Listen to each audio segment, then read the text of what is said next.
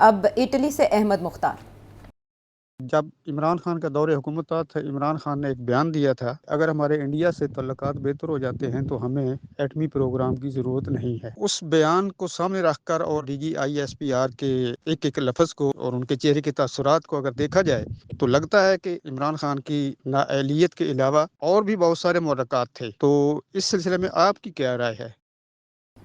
नहीं नहीं, ऐसी कोई बात नहीं है। देखिए, हमने एटमी हथियार एक्वायर करने का फ़ैसला किया था जब इंडिया ने किया था। वो एक मिलिट्री बैलेंस के ज़रिए किया था और हमने कहा था हमारे डिफेंस के लिए, और आज भी हमारी वही सिचुएशन है। इसीलिए हम किसी दुनिया के किसी मुल्क को थ्रेटन नहीं करते। जैसे कि इसराइल का जो बॉम्ब है या अमेरिकन बॉम्ब्स हैं या रशियन बॉम्ब्स हैं, they pose a threat to the other countries जिनके साथ उनके प्रॉब्लम्स हैं। हमारा is a purely defensive mechanism. तो अब आइए ये कि खान साहब ने जब ये बात की थी, उनका मेरा ख्याल है ये कहना कि खान साहब का ये मतलब था कि अगर अमन हो जाता है इंडिया के साथ तो एटॉमिक वेपन्स की ज़रूरत नहीं है। उनका ये मतलब नहीं था कि हमें ख़त्म कर देनी चाहिए। उनका ये मतलब था कि आर्म्स रेस में हमें नहीं जाना चाहिए। और ये बहुत लोगों का यही मौक़िफ़ है कि एक आर्म्स रेस नहीं होनी चाहिए। बिकॉज देखिए ना, आर्म्स रेस के अंदर आपने देखा कि मुल्कों का क्या असर हुआ है। सोवियत यूनियन इतना बड़ा मुल्क था, वो एक कोल्ड वॉर के अंदर इन्वॉल्व हो के आर्म्स रेस के अंदर हो गया। और वो एक वक्त था कि उनके पास पता नहीं 10,000 एटॉमिक बॉम्ब्स थे और पता नहीं कितनी थाउजेंड्स ऑफ मिसाइल्स थी। और ग्रोसरी स्टोर्स के अंदर ब्रेड नहीं मिलता था, डबल रोटी नहीं मिलती थी, आटा नहीं मिलता था खाने के लिए।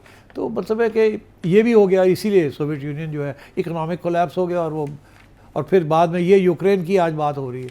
आपको पता है Ukraine was the biggest place for Arsenal.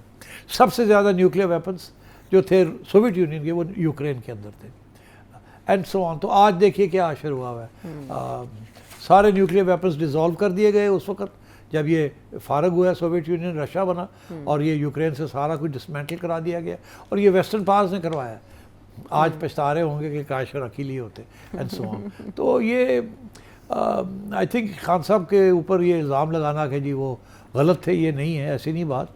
हमारे और भी सियासतदानों ने ऐसी बात की है कि कि इंडिया के साथ अच्छे तल्लुकात होने चाहिए। मोहतरमा बेनज़ीर भुट्टो ये चाहती थी, नवाज शरीफ साहब भी ये चाहते थे। तो उसका ये मतलब नहीं था कि they were ready to give up the nuclear weapon as a defensive mechanism. Because एक ये रियासतों के दरमियान स्पेशली जिसपे तारीख़ का इतना बड़ा रोल हो, हिस्टोरिकल लेगेसी हो, एक बर्डन हो, एक बोझ हो आपके ऊपर तारीख़ का, जिस किस्म का मुसलमान और मुसलमानों का हिंदुओं का है, और ये पार्टीशन और सारी जो मेमोरी है वो सारी, and the Mughal rule, and अब द राइज़ ऑफ हिंदुत्व, हमारे यहाँ द राइज़ ऑफ इस्लामिज़म एक स्टेज पे। तो यू कांट एक्सपेक्ट कि ये चीज़ें ऐसी रहेंगी या तब्दील हो जाएंगी फिर वापस तब्दील नहीं होंगी। तो ये society is in state of flux. तो मैं समझता हूँ कि एक तरफ ये कहना कि अमन अच्छी चीज़ है, बिल्कुल बिल्कुल। दूसरी तरफ ये है कि जी किन हालात के अंदर अमन हो सकता है। दो हाथ से ताली बजती है। एक वक्त था हम कहते थे अमन अमन अमन, और इंडिया कहता था नो नो नो। अब भी हम कहते हैं अमन अमन अमन और इंडिया कहना नो नो। एक वक्त था इंडिया कहता था अमन अमन अमन। तो मतलब है कि this goes on. Harunabad Mohammad Abdullah Awan की जानिब। रूस ने पाकिस्तान और अफगानिस्तान के दरमियान मामला तय कराने की पेशकश की थी, लेकिन वो बेल तो किसी मंडे नहीं चढ़ी। क्या रूस चाइना और इंडिया के दरमियान ताल्लुकात बेहतर कराने में कोई किरदार अदा कर सकता है या अच्छा नहीं? जी, ऐसे है कि रूस और चाइना की कोशिश है कि इंडिया को साथ लिया जाए और एक 3 मेंबर स्टेट्स का एक ग्रुप बनाया जाए। उसकी जिक्र हमने पहले भी किया था जी, रिक। जी हाँ। और उसको किसी तरीके से अमेरिकन कैंप में जाने से रोका जाए। अब अमेरिका की ज़ाहिर कोशिश कि ये उस कैंप का हिस्सा ना हो और वो अमेरिकन कैंप और क्वाड का हिस्सा हो। तो इंडिया इस वक्त फंसा हुआ है, उसको समझ नहीं आ रही कि उसने जाना किस तरफ है या नहीं जाना। एक तरफ वो अमेरिका के साथ तल्लुकात रखना चाहता है, अच्छे तल्लुकात रखना चाहता है, specially on transfer of technology, and very important कि उसके ऊपर जो सैंक्शंस लग रही हैं ऑफ टैरिफ्स वो ना लगें, ताकि उसके जो एक्सपोर्ट्स हैं वो कम ना हों। बिकॉज ज़ाहिर है everybody is interested in increasing exports. और वो जो 50% लगा दिया उसने, अभी इंडिया ने अनाउंस किया कि जी चले 25% तो ठीक है, क्योंकि बाकी लोगों के ऊपर भी 19% लग गया है, तो 25% हम संभाल लेंगे। मगर ये जो आपने 50% लगा दिया है, स्पेशली जो रशिया से हम तेल ख़रीदते हैं, ये तो बहुत ज़्यादती की है आपने, इसको ना करें प्लीज़। और हम आपको इन रिटर्न फ्री एक्सेस दे देते हैं आपके agricultural products more advance high tech motorcycles जो कि अमेरिकन के डिमांड्स हैं, butter and apples and walnuts and इस किस्म की चीज़ें, अमेरिकन फार्म प्रोडक्ट्स। तो इसके ऊपर अभी डील ऑलमोस्ट हो चुकी है। अभी बातें हो रही हैं कि जी बड़ी टफ नेगोशिएशंस हुई हैं, मगर ऑलमोस्ट डील हो जाएगी। इंडिया का, अमेरिका का जो ज़्यादा प्रेशर है is on buying from Russian oil, मगर in the last 2-3 months India ने विदाउट अनाउंसिंग इट आहिस्ता आहिस्ता कम कर दिया अपनी इंपोर्ट फ्रॉम रशिया। इसीलिए प्यूटन भागा आया है कि भाई रुक जाओ, क्या कर रहे हो, इतना भी ज़रूरत नहीं है, यो हमारे साथ चलो, don't go into that group. BRICS में भी हम हैं, आप हमारे साथ हैं वहाँ, और ये चाइना और इंडिया और रशिया ग्रुप में आप आएँ, इसको एक्टिवेट करते हैं हम, एंड हमसे बात करें। You are one of the largest economies of the world, और in a few years you will be counted as a great power also. अभी तो शायद नहीं, बट यू विल बी। तो आप क्यों उस कैंप में जा रहे हैं? ये हमारा जो कैंप है, इसके अंदर बाकी ग्रेट पावर्स जो है सिवाय अमेरिका के, बाकी तो सारे यहाँ हैं। चाइना यहाँ है, रूस यहाँ है, ब्राज़ील की इकॉनमी बड़ी मजबूत है, अब आप भी आए, एंड सो ऑन। तो this is what is going on. India is in a difficult situation. अब वो चूज़, मेरा नहीं ख्याल इंडिया चूज़ करेगा। इंडिया की पुरानी ये पॉलिसी रही है कि वो दोनों के साइड्स को खेलेगा, इधर भी खेलेगा उधर भी खेलेगा, मगर उसने ऑयल लेना ही लेना है रशिया से, और वो यही निगोशिएट करेगा कि जी हमें आप टाइम दें over which to create a non dependence on Russian oil. तो इस किस्म की सिचुएशन हो रही है। इंडिया किसी एक ग्रुप में फुल फ्लैश नहीं जाएगा, ना वो क्वाड का हिस्सा फुल फ्लैश अब बनेगा, ना वो रशिया चाइना और के साथ बैठ के फुल फ्लैश अमेरिका के ख़िलाफ़ बैठेगा। It will continue to try and play a neutral role, ताकि इधर भी रहे और इधर भी रहे, बिकॉज उसके इंटरेस्ट जो हैं वो दोनों तरफ हैं।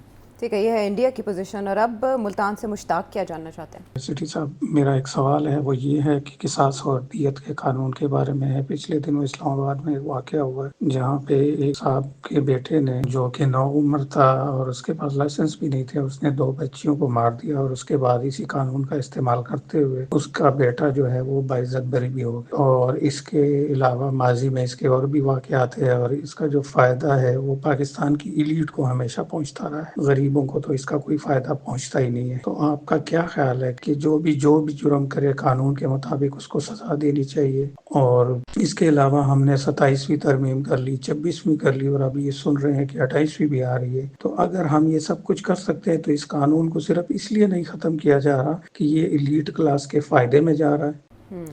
देखिए, जब ये कानून आया था तो उस वक़्त ये एलीट की बात नहीं थी।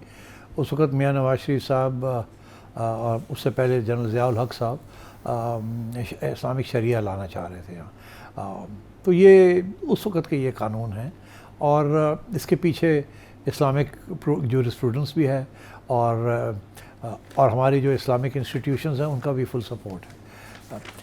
इसका और बात है कि जब ये कानून नाफिज हो गया तो उसके बाद तनकीद ये हुई कि एक्चुअली गरीब लोग तो बेचारों के पास तो ब्लड मनी देने का तो मौका ही नहीं मिलता, उनके पास तो पैसे ही नहीं होते, इसलिए जो normal law of the land है वो अप्लाई होता है, और ये जो शरिया की जो तकाज़े हैं ये तो होते नहीं है कि दियत और इस किस्म की चीज़।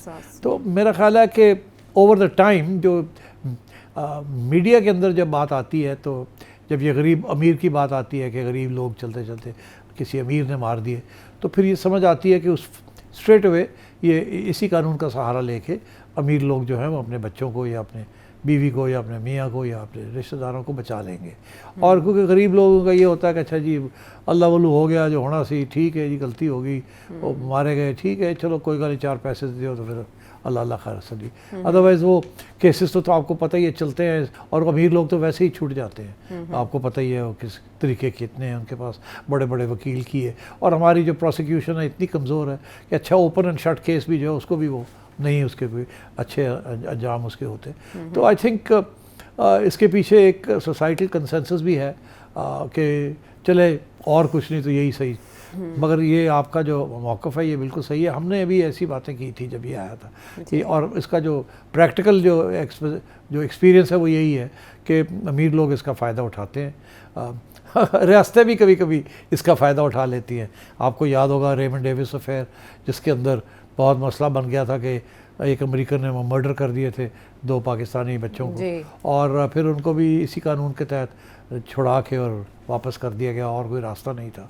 तो ये और आपका ये कहना कि जी अगर चाहें तो ये कर ले, नहीं, एक दफ़ा कोई इस्लामी कानून पास हो जाता है ना, उसको वापस करना बहुत मुश्किल है इस मुल्क में। कोई इस किस्म की हिम्मत नहीं करेगा कि यार ऐसी क्यों, वो पास हो गया है, उसके पीछे एक इस्लामिक कंसेंसस है और हमारे कंजर्वेटिव लोग हैं और हमारे मुल्ला हजरात जो है वो उन्होंने उसको स्टैम्प ऑफ अप्रूवल दी हुई है, तो अब इसको क्यों छेड़ें इन चीज़ों को। ठीक है, चलने दें, देखा जाएगा। लेकिन सेठ साहब, जैसे बुरसा तो चले दबाव में आके सुलह कर लेते हैं या रकम वगैरह लेने पर मजबूर हो जाते हैं, फिर रियासत ये नहीं देख सकती कि उन पे दबाव आए और रियासत पैरवी करे। हमने देखा शाहजेब कत्ल केस में भी ये सवाल उठाया गया कि रियासत को फिर पैरवी करनी चाहिए ऐसे केसेस की जिसमें बुरसा कमज़ोर हो। रियासत नहीं पैरवी कर सकती ना, यही तो मैं आपसे कह रहा हूँ। रियासत फेल हो गई है पैरवी करने के लिए, इसलिए ये फिर इस किस्म के कानून जो हैं वो फिर अहमियत उनको दी जाती है। ठीक है, और उसके बाद फिर आपने जो तरमीम की बात की उसका जवाब भी आपको मिल गया।